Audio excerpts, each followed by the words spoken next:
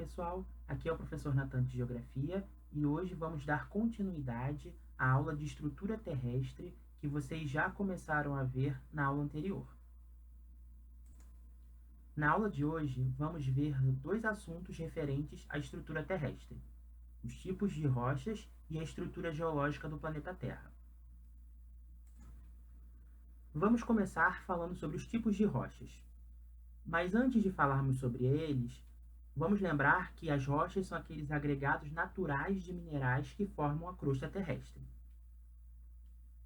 Existem três tipos de rochas: as rochas magmáticas ou ígneas, as rochas metamórficas e as rochas sedimentares. Agora vamos ver cada uma delas. As rochas magmáticas ou ígneas, elas se originam a partir do resfriamento e solidificação do magma ou da lava vulcânica. Inclusive, por isso recebem esse nome, magmáticas.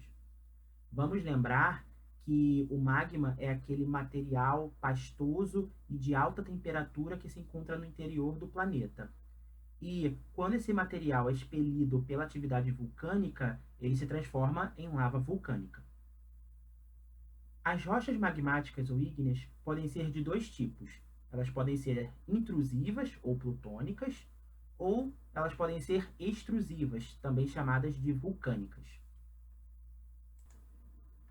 Com essa imagem, nós podemos entender um pouco melhor como que as rochas magmáticas intrusivas e extrusivas se formam. Podemos ver aqui a presença do magma, da crosta terrestre, e se vocês repararem na indicação intrusão ígnea, a gente consegue ver o quê? Que quando essa lava ela vai ser expelida, ela vai passar para as camadas superiores do planeta Terra, nem sempre toda essa lava vai ser expelida pelo vulcão. Muitas das vezes, esse magma vai acabar ficando dentro das camadas superiores do planeta Terra. E o que acontece? Conforme elas vão entrando pelas outras camadas, elas vão se resfriando, como a gente pode ver aqui. Seguindo aqui o nosso desenho, a gente pode ver as rochas ígneas intrusivas, elas se cristalizam. Quando uma rocha fundida, ela intrude, quando ela entra massas de rochas não fundidas na crosta terrestre. Então, a partir daí, ela começa a se resfriar. E o que acontece? Nessa imagem abaixo, nós podemos ver um exemplo de intrusão ígnea. E a gente pode perceber o quê? Que os cristais grandes, ou seja, essas maiores partículas que formam as rochas, eles crescem durante o quê? Esse lento processo de resfriamento. Então, vamos lembrar que esse processo ele acontece de forma muito lenta.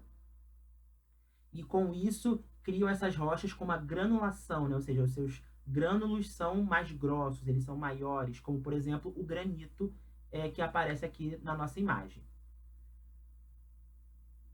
Na outra indicação, existem as rochas de extrusão ígnea. Então, vamos lembrar de extrusão, de exterior, né? As rochas intrusivas no interior e as rochas extrusivas no exterior. Então, muitas dessas rochas são formadas a partir do quê? Da atividade vulcânica que vai expulsar esse magma e ele vai se transformar em lava vulcânica e quando expelido vai começar o quê? A resfriar. E aí essas rochas elas vão se formar o quê? Quando esse magma ele extravasa na superfície, onde ele vai se resfriar muito rapidamente. E ele se torna cinza vulcânica ou lava e forma cristais muito pequenos, cristais minúsculos. Então, o que a gente pode ver muitas das vezes em rochas extrusivas é essa aparência mais uniforme, porque exatamente os cristais são muito menores. E nesse exemplo que a imagem traz, que é o do basalto, a gente pode ver o basalto como uma rocha resultante de uma atividade vulcânica, sendo uma rocha ígnea extrusiva. E aqui, como a gente pode ver, ela tem uma granulação, não é? A gente pode ver que os grânulos são muito finos, ou seja, muito pequenos, são pouco aparentes, e eles têm essa textura vítrea, muitas das vezes, ou seja, é muito similar ao vidro. Muitas dessas rochas, como as magmáticas e as metamórficas e sedimentares são utilizadas para fins comerciais. No caso da rocha magmática intrusiva, eu trago o exemplo do granito, que foi citado na imagem anterior, muitas das vezes utilizados para pia de cozinha. Então, vocês podem ver nessa imagem um dos diversos usos comerciais que o granito pode ter. E na imagem ao lado, vocês podem ver o uso de uma rocha magmática extrusiva como o basalto no calçadão de Copacabana. Mas por que no calçadão de Copacabana? Porque as rochas mais escuras que formam, né, o calçadão de Copacabana, muitas das vezes conhecidos como pedras portuguesas, eles são os basaltos.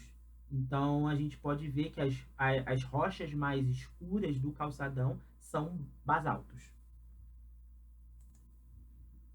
O outro tipo de rocha existente são as rochas metamórficas. Elas são rochas que surgem a partir de outros tipos de rochas, ou seja, da rocha-mãe. Então, esse tipo de rocha ele é derivado de uma outra rocha. São rochas que não passam por processos de decomposição, como nós vamos ver no caso das rochas sedimentares. Aqui, as rochas metamórficas, elas passam exatamente por esse processo de metamorfismo, por isso que recebe o nome de rocha metamórfica. E esse processo de metamorfismo ele é o quê? É quando essas rochas elas são expostas a diferentes condições de temperatura e pressão, fazendo com que aconteça o quê? Acontece que essas rochas elas vão passar por alterações químicas em seu interior. E é a partir daí que elas vão mudar de um tipo de rocha para outro. O exemplo que eu trago aqui de rocha metamórfica é o mármore, que na verdade é originado do calcário, uma outra rocha. E à direita eu trago um exemplo do uso de rocha metamórfica para fins comerciais, por exemplo, é muito comum no Rio de Janeiro e outras igrejas católicas no Brasil utilizar o mármore para se construir, né, alguma parte da igreja, porque o mármore sempre foi muito associado a um certo perfil de grande valor agregado. Então, o mármore sempre foi muito associado à riqueza, a grande valor econômico. E muitas das vezes as igrejas católicas elas utilizavam mármore para construir alguma parte da igreja. E aí, no caso, eu trago nessa imagem o altar da igreja de Nossa Senhora da Candelária, que fica no centro do Rio, em que o seu altar é feito de mármore. O terceiro tipo de rocha são as rochas sedimentares. Esse tipo de rocha recebe esse nome porque são rochas que se originam a partir do quê? Do acúmulo de sedimentos de outras rochas, que se solidificam a partir de um conjunto de processos químicos e físicos, chamados de diagênese. Então pensem que muitas dessas rochas elas vão passar por processos químicos e físicos ao longo do tempo, e a partir daí elas vão se desgastar. Então elas vão começar o quê? Elas vão começar a se esfarelar, elas vão começar a quebrar, elas vão começar a se dividir. E a partir daí elas vão começar o quê? A criar esses sedimentos, essas pequenas partículas de rocha.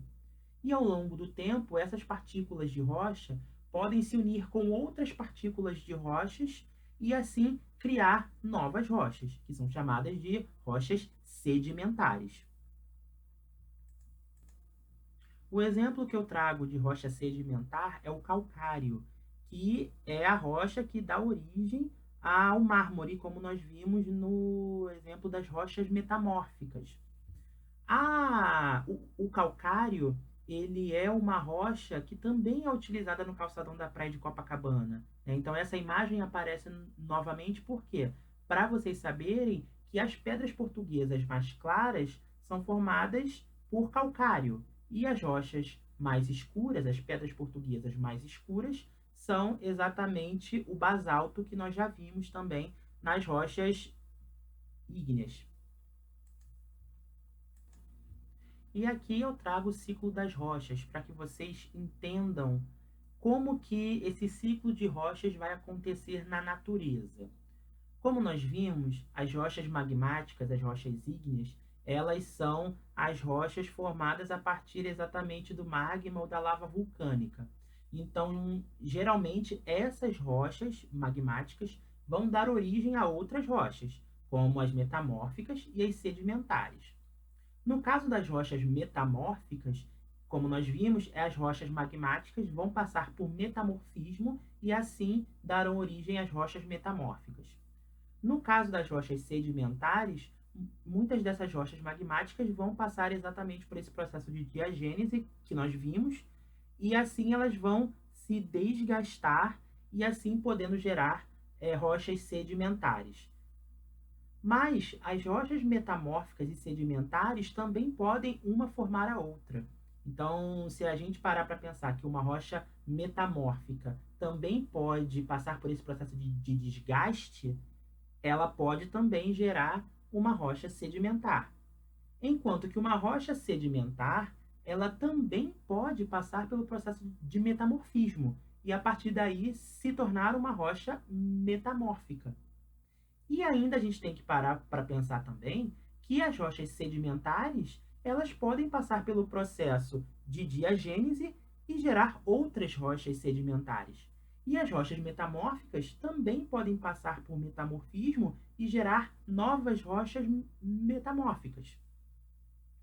Então a gente pensa nesse ciclo de rochas de várias formas. E eu trago, como vocês podem ver aqui, duas setas menores das rochas sedimentares para as magmáticas e das metamórficas para as magmáticas. E por que eu trago essa seta menor? Né? Porque é possível também que as rochas sedimentares elas gerem rochas magmáticas, assim como as metamórficas gerem as magmáticas, mas são casos muito específicos e acontecem de forma bem mais rara do que os outros processos que eu disse.